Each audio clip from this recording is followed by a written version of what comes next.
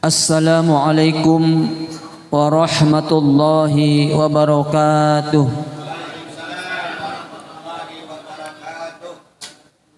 Alhamdulillahillazi faddala bani Adam bil ilmi wal amal ala jami'il alam. Wassalatu wassalamu ala sayyidina Muhammadin sayyidil arabi wal ajam wa ala alihi wa sahbihi ya nabi'il ulumi wal hikam, amma ba'du. Subhanaka la ilma lana illa ma 'allamtana innaka antas sami'ul alim. Rabbi shrah li sadri wa yassir li amri wahlul 'uqdatam min lisani yafqahu qawli wa la haula wa la quwwata illa billahil aliyyil azim.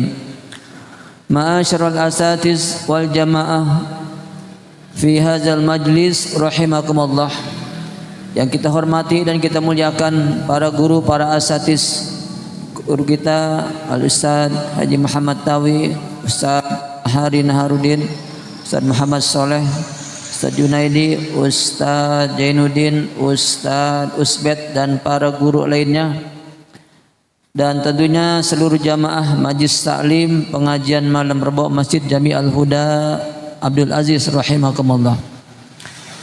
Kita bersyukur pada Allah Subhanahu wa taala, malam ini kita dapat kumpul hadir kembali mengikuti rangkaian acara rutin Majlis Taklim malam Rebo.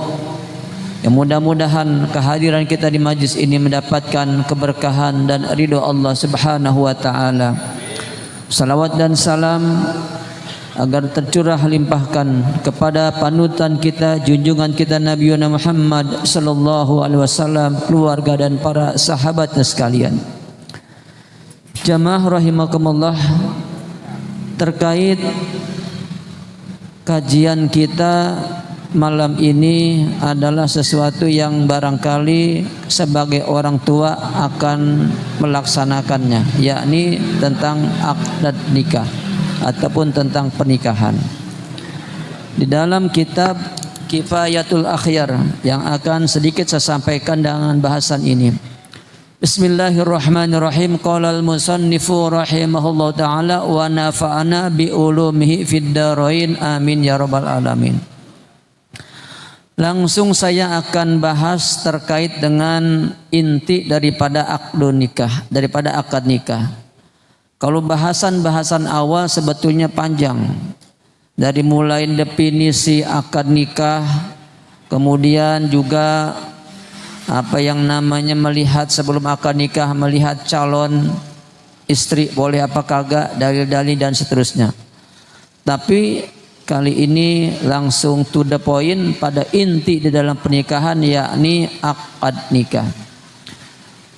Yustaratu fi sihhati aqdin nikahi, ya, disyaratkan pada sahnya akad nikah. Jadi kalau disyaratkan itu berarti harus ada tuh, ya, tidak boleh kagak, harus ada.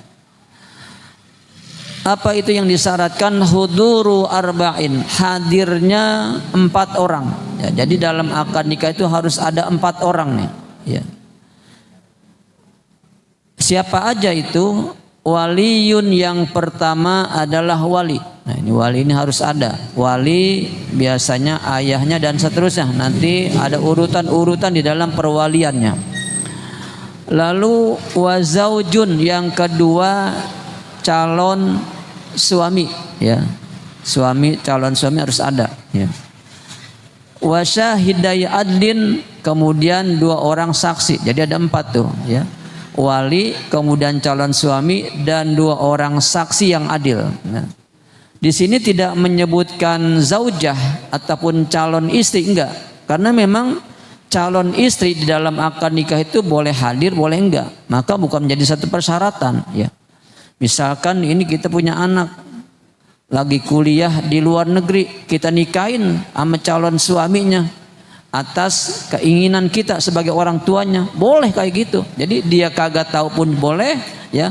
Kemudian dia ada, cuman gak hadir di akad juga gak masalah gitu. Itu namanya yang syarat menjadi syarat menjadi harus ada itu adalah 4 orang ini, ya. Dan kalau wali itu adalah wali mujbir itu ayah kandung, wali yang bisa memaksa. Maka kalaupun si anak kita, anak perempuan kita kagak mau nikah, ya, lalu kita pengen nikahkan dia dengan seorang laki-laki yang baik-baik, maka sah pernikahannya walaupun si anak kita tadi kagak mau dinikahin begitu. Jadi kalau syaratnya walinya ada wali mujbir, ayah kandungnya. Nah, maka syarat 4 orang ini harus ada di majlis akad nikah, ya. Wa yajuzu ay wakkilal waliyu wazauju, ya. Dan boleh ay wakil waliyu, wali ini mewakil atau berwakil kepada orang lain, boleh tuh, ya. Maka sering kita menyaksikan, Mbak, bapaknya ada, ya, ayahnya ada, walinya ada, tapi dia berwakil kepada kiai misalkan atau kepada petugas KUA, tuh seperti itu, boleh seperti itu. Wazauju, dan juga si calon suami boleh dia mewakilkan kepada orang lain. Dan cuman ketika dia kan kalau calon suami menerima ijab. Nah, ketika menerima ijab jangan untuk diri saya. Misalkan begini, saya terima nikahnya dan kawinnya untuk si Fulan bin Fulan yang telah mewakilkan kepada saya. Nah, begitu. Jangan saya terima nikah dan kawinnya untuk diri saya lah. Jadi yang menerima yang wakil jadi pengantinnya. Nah, kalau gitu kagak boleh itu. Jadi harus ada kata saya terima nikah dan kawinnya untuk si Fulan yang tadi yang sudah berwakil. Nah itu. Jadi wali boleh mewakilkan, calon suami juga boleh. Cuman kalau calon suami sampai saat ini Pak saya belum pernah ngelihat, ya. Belum pernah menyaksiin kalau si calon suami itu menerima ijabnya, menerima kabulnya mewakilkan, belum ada di kita nih, khususnya di Indonesia saya belum pernah ngelihat dan belum pernah nyaksiin begitu. Tapi kalau wali, sering kali wali itu mewakilkan kepada petugas KUA atau kiai atau ustaz kepada seseorang yang kita anggap beliau lebih mafhum, lebih paham dalam urusan agama, biasanya seperti itu. Nanti ada lanjutan berikutnya. Falau wakalal waliyu, ya, jika ataupun seandainya wali itu mewakilkan kepada orang lain dalam menyampaikan ijabnya, ya. Wazauju, begitu juga si calon suami dia mewakilkan kepada orang lain, au ahaduhuma, atau salah satunya mewakilkan, apakah si calon suami, apakah si wali mewakilkan kepada orang lain. Nah, kan kalau mewakilkan itu biasanya kan begini, Pak. Misalkan seorang presiden akan membuka satu acara, ya. Akan membuka satu acara.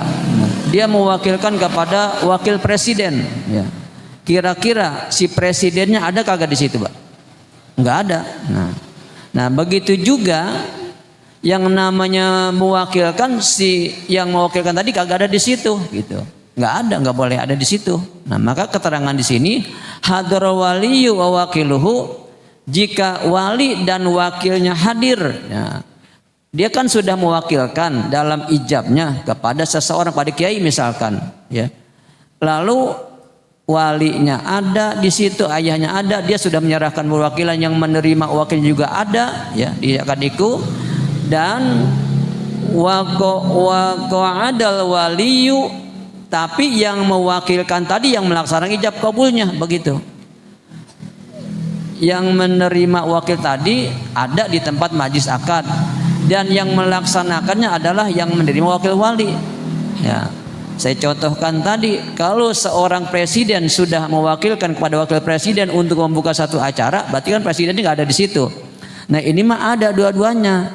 Si walinya yang sebenarnya ayahnya misalkan sudah mewakilkan pada kiai, walinya ayahnya ada, sudah berwakil pada kiainya ada di situ, dan yang melaksanakan akad tadi, yang menyerahkan ijab tadi ataupun yang mengucapkan ijab tadi adalah wakilnya. Maka menurut dari kitab yang di sini adalah lam yasihan nikah, kagak sah nikahnya. Tuh, nah ini hati-hati, Pak. Ini kitab di dalam bahasan Kifayatul Akhyar. Jadi kalau sudah kita mewakilkan pada orang lain, tadi saya contohkan presiden mewakilkan kepada wakil presiden, berarti kan presidennya kagak datang, ya.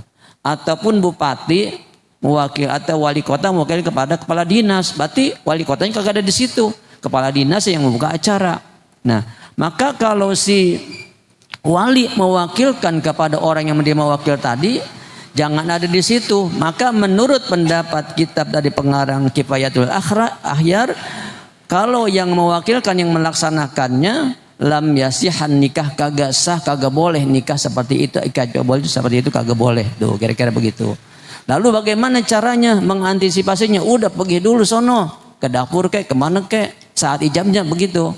Nah, jadi kalau dia sudah menyerahkan perwakilan kepada kiai, kepada petugas KUA, jangan ada di situ, kira-kira begitu. Ini mah dia sudah mewakilkan, tapi di situ bahkan duduknya berdampingan juga, ya kagak boleh itu mah begitu. Nah, maka mengantisipasinya daripada penjelasan kitab sini, udah kalau kita nih sebagai wali misalkan menghormati guru kita, ulama kita, kiai kita datang kan, ya kita berwakil kepada kiai gitu, kepada ulama kita. Nah kitanya pergi karena udah menyerahkan perwakilan, pergi kemana kek, ke dapur kek gitu. Habis ijab baru ujuk-ujuk datang lagi begitu. Kalau itu dilaksanakan, walinya ada, kemudian wakil yang melaksanakan juga ada, maka sekali lagi saya sampaikan lam yasihan nikah, kagak sah nikahnya, kagak boleh ijab kabul ataupun akad nikah seperti itu. Tuh. Kenapa li'annal wakila naibul wali? Karena wakil itu adalah sebagai pengganti daripada wali, kan dia sudah menyerahkan. Nah inilah pemahaman yang harus kita ketahui ya, karena banyak kali terjadi di lapangan di masyarakat kita. Misalkan kita menikahkan anak kita nih, apakah karena grogi atau karena kurang enak gitu ya dengan orang yang kita hormati, biasanya berwakil kan, berwakil. Nah berwakilnya itu berarti kita pergi dulu tuh Pak, jangan ada di situ, kira-kira begitu. Nah ini pemahaman yang selama ini kadang-kadang suka kita lihat ada dua-duanya di situ. Nah itu jadi ada ya. Nah itu. Nah ini sudah ada nih sekarang, sejelaskan seperti ini supaya apa, tahu kita tuh ilmunya begitu. Dalam bahasan-bahasan kita lain memang tidak disampaikan seperti ini ya.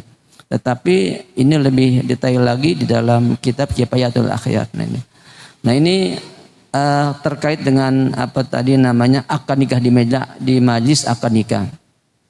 Lalu yang paling berhak tadi yang menyampaikan ijab di dalam pernikahan itu adalah kan wali. Nah, wali pun di sini ada urutan-urutannya Pak. Jangan sembarangan wali. Ya. Nanti saya sampaikan terkait dengan aturan pernikahan yang berlaku di negara kita yang secara umum saja gitu. Urutan-urutan di dalam wali wa aulal wulati ya. Wa aulal walati, urutan wali di dalam pernikahan itu hampir mirip dengan urutan di dalam bab waris ya. Cuman di sini kakek itu didahulukan ya urutannya.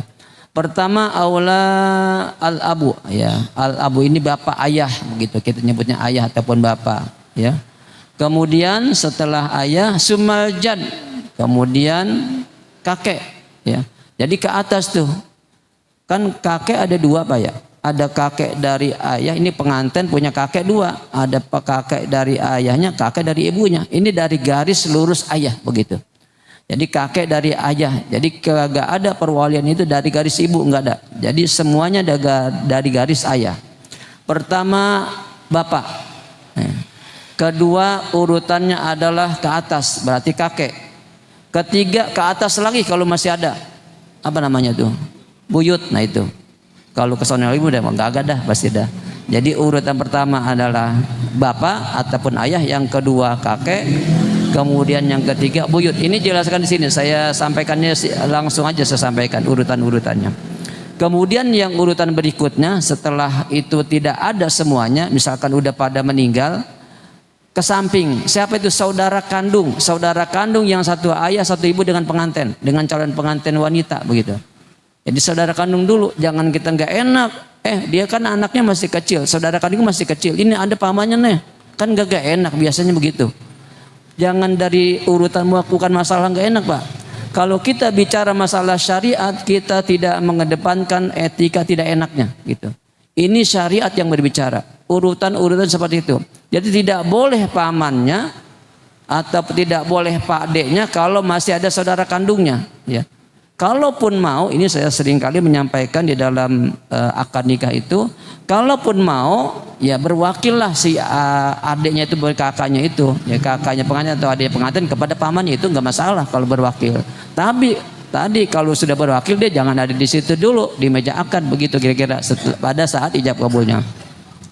Jadi saya ulang lagi, yang pertama adalah bapak ataupun ayah, yang kedua kakek, yang ketiga buyut, yang keempat saudara kandung seibu dan sebapak, saudara kandung pengantin ya. Kemudian yang berikutnya adalah saudara kandung yang seayah. Misalkan punya bapak udah meninggal, bininya 2 ya. Dari istri pertama saudara kandung seibu sebapak kagak ada anak, ada di istri kedua punya anak laki-laki, itu namanya saudara kandung yang satu ayah. Urutan berikutnya belum nyampe ke paman Pak, belum. Baru urutan berikutnya adalah anak dari saudara kandung yang seayah seibu. Apa namanya itu? Keponakan. Ya. Anak dari saudara kandung seayah seibu. Punya adik, punya abang, punya anak. Keponakan berarti ya. Itu keponakan yang saya seibu. Ada lagi urutannya adalah anak dari saudara kandung yang satu ayah gitu. Keponakan yang seayah. Nah, setelah itu kagak ada, barulah ke paman ya. Ke paman juga ada paman yang satu ayah satu ibu. Kemudian kalau nggak ada lagi paman yang satu ayah ya. Paman itu berarti saudara kandungnya ayah gitu. Baik kakak maupun adiknya ayah gitu. Lalu urutan berikutnya adalah anak dari paman yang saya seibu.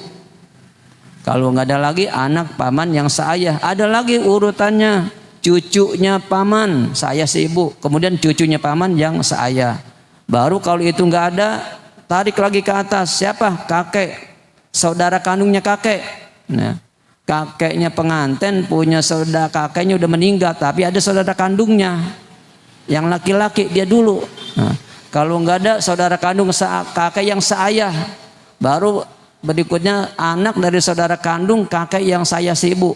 Lalu kalau nggak ada anak saudara kandung kakek yang seayah. Itu semua kagak ada, baru yang namanya wali hakim tuh. Jadi jangan asal comot aja wali, udah dia jadi wali siapa ke dia aja dah, pantesan. Nah kagak bisa begitu kalau urusan syariat mah. Ini kan kadang-kadang kita begitu ya. Ada walinya jauh di mana-mana, nggak bisa kagak bisa datang ke sini, udah dia aja dah. Nah, ini yang salah Pak di persepsi di masyarakat, mengabaikan aturan syariat agama dan mengedepankan adalah emosi kita, nafsu kita, hawa nafsu, keinginan kita, itu salah. Jadi kalau urusan agama tidak boleh kita kesampingkan, yang kita kesampingkan adalah urusan keinginan hawa nafsu kita. Karena bicara syariat agama tidak ada tolerir, tidak ada istilahnya tidak ada ya tolerir tadi, tidak ada kita udahlah yang penting kemauan semuanya kita, nggak ada seperti itu. Nah ini urutan perwalian yang harus kita pahami di dalam masalah akad nikah ini.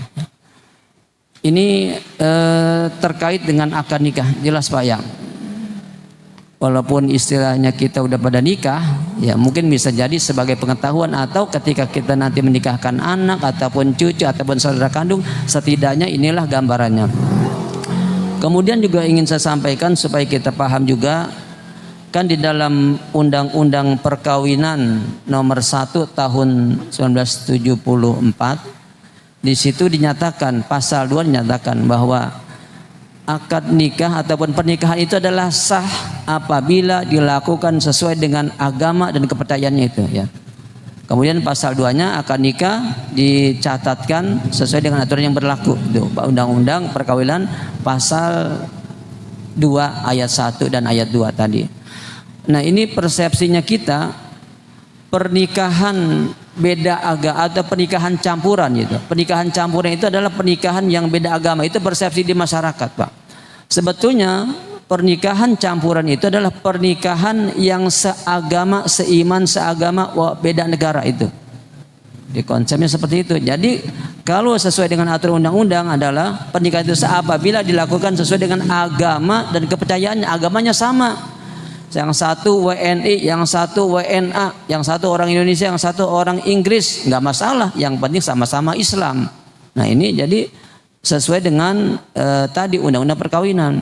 Ataupun yang satu agamanya Kristen, yang satu agamanya Katolik, nggak apa-apa nikahnya jangan di KUA tapi di gereja, ataupun di catatan sipil maksudnya, di pencatatan sipil.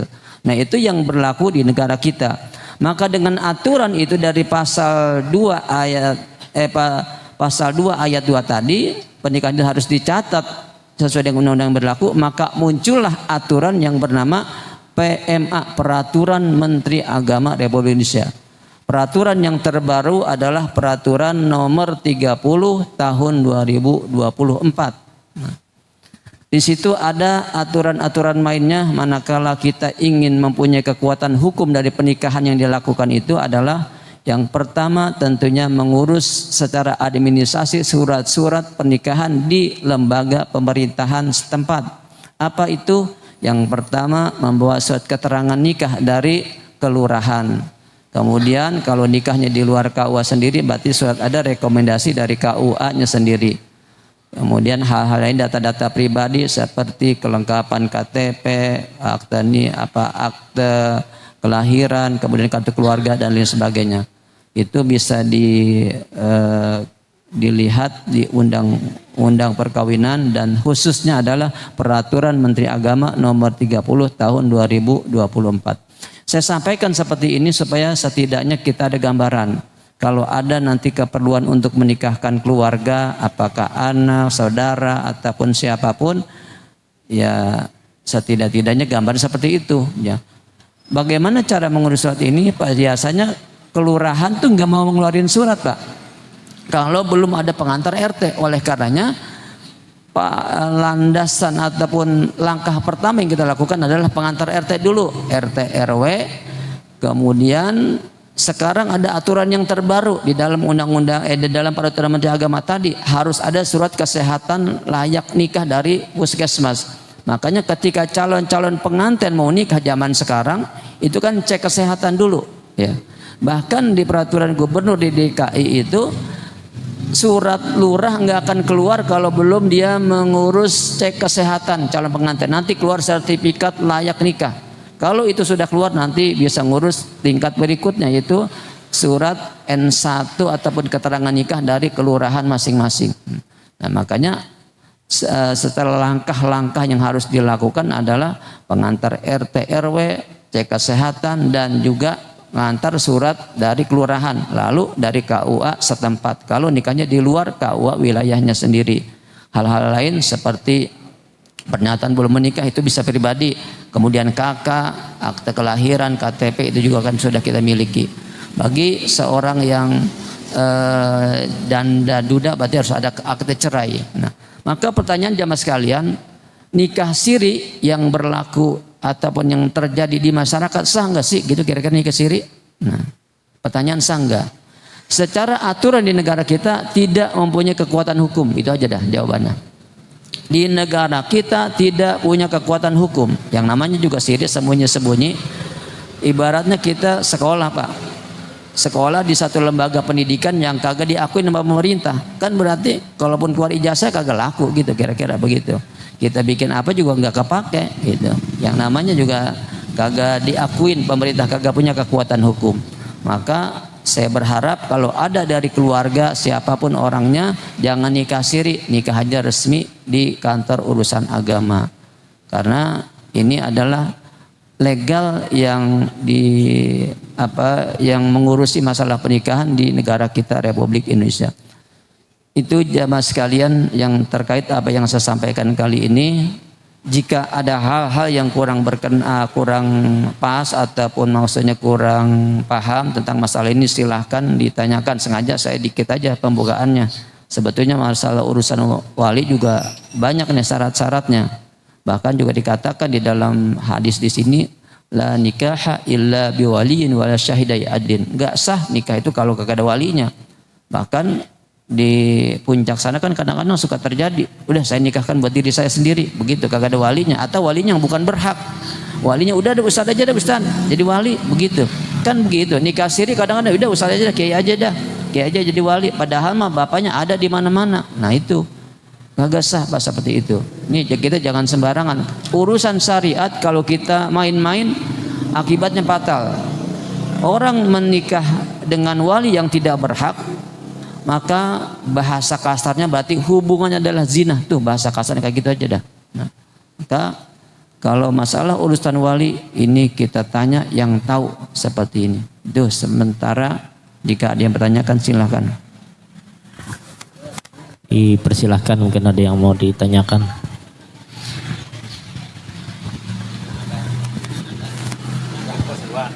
Bismillahirrahmanirrahim. Assalamualaikum warahmatullahi wabarakatuh. Izin bertanya Ustadz, ini pertanyaan yang lucu-lucu aja ya.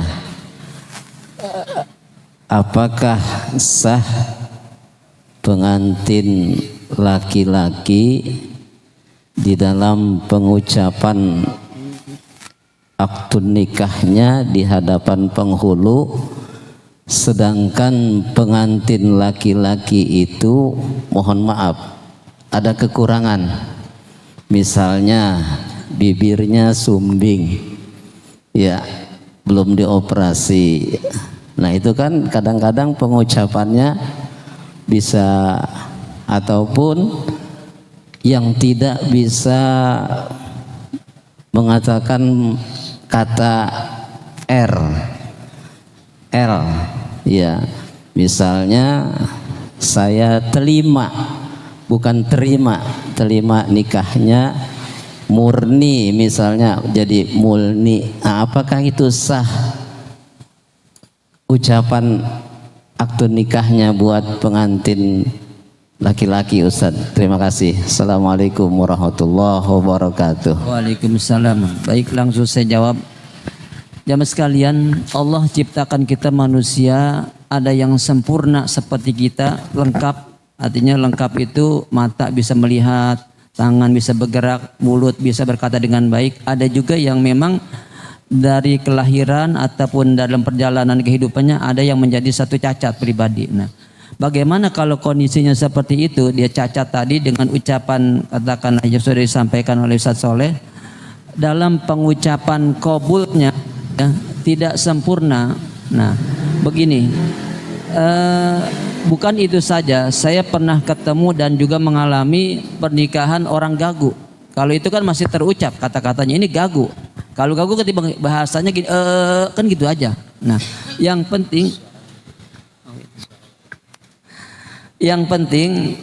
apa yang disampaikan itu adalah bisa dipahami.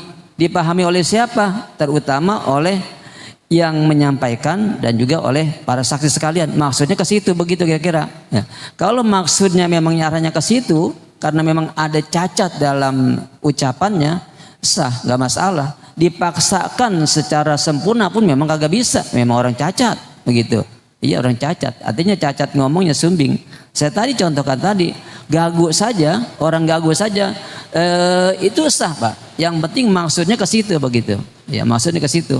Nah ini jadi Allah ciptakan kita manusia memang kalau memang sempurna normal kayak kita kan jelas ucapannya. Kalau memang orangnya sempurna nggak sah, artinya harus kita ulang-ulang lagi. Tetapi kalau memang ada kekurangan seperti itu nggak masalah seperti itu. Baik, itu kira-kira jawabannya.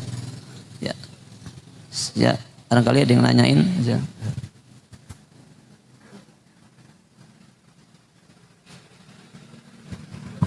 Assalamualaikum warahmatullahi wabarakatuh.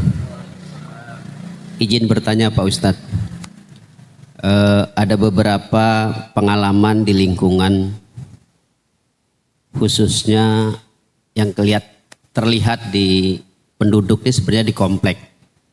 Jadi apa yang disampaikan Pak Ustadz tadi, nikah lain agama. Kebetulan di komplek kami ada 3 saya lihat sih. Nah dalam hal ini secara tatanan agama, satu yang bertanggung jawab siapa nih? Karena tadi harusnya kan yang satu akidah, tapi lain akidah dinikahkan. Nah ini yang satu yang bertanggung jawab siapa? Kedua, secara ibadahnya nih taruhlah yang perempuan agama Nasrani, yang laki-laki Islam. Nah dalam hal ini secara lahir dan dohir cari nafkah, berhubungan, ini minta tolong dijelaskan. Dan tadi pertanyaan utama, yang tanggung jawab siapa nih? Karena di lingkungan kan banyak orang pintar, harusnya kan memberitahu atau bukan menyalahkan tapi memberi solusi lah ya. Mungkin itu aja dari saya. Mohon maaf, bila taufik wal hidayah. Assalamualaikum warahmatullahi wabarakatuh. Waalaikumsalam warahmatullahi wabarakatuh. Baik. Kalau urusan pemerintahan, biasanya kan yang tanggung jawab yang paling bawah itu adalah RT RW. Urusan keagamaan ini lebih dominan tanggung jawabnya adalah siapa? Tokoh agama setempat. Tokoh agama kalau dia belum tahu, sampaikan. Di situ ada satu rumah, satu keluarga, ternyata informasinya adalah beda agama. Nah, maka si tokoh agama tadi yang terdekat dari wilayah situ harus mengingatkan kepada orang yang beda agama tadi untuk apa? Segera proses pengajuan perceraiannya. Nah gitu. Disampaikan kepadanya, karena sekali lagi ketika kita sudah beda agama sebagai suami istri, maka pengadilan agama akan memutuskan pernikahan seperti itu. Tidak akan melanggengkan, itu adalah fatal akibatnya dalam akidah kita. Walaupun tidak ada alasan KDRT, tidak ada alasan kita dicocokkan atau dia kasih nafkah dan lain sebagainya, tapi kalau masalah alasannya adalah agama, beda agama, maka pengadilan agama pasti akan menerima untuk segera diputuskan perceraiannya.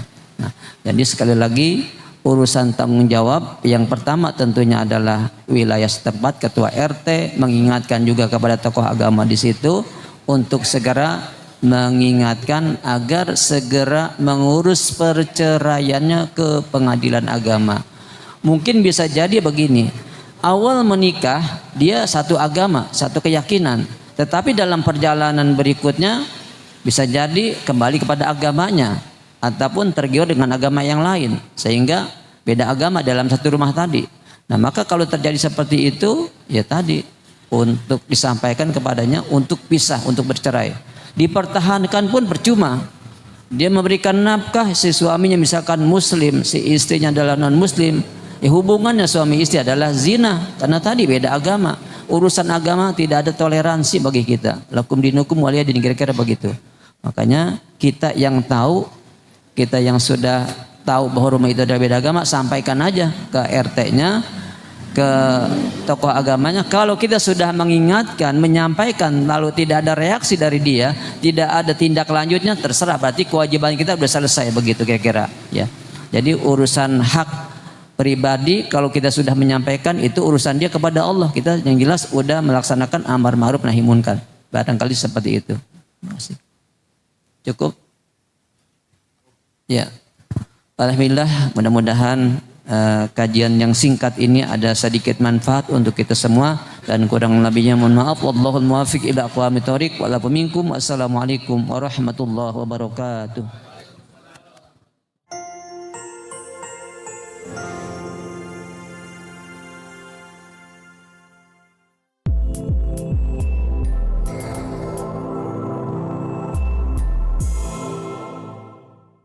Siaran langsung YouTube channel live streaming Fadlan Sel. Jadi setelah acara nanti bisa ditonton kembali, dilihat kembali di YouTube channel Fadlan Sel, dan jangan lupa untuk like, komen, subscribe untuk membantu siar dakwah agama Allah Subhanahu wa taala.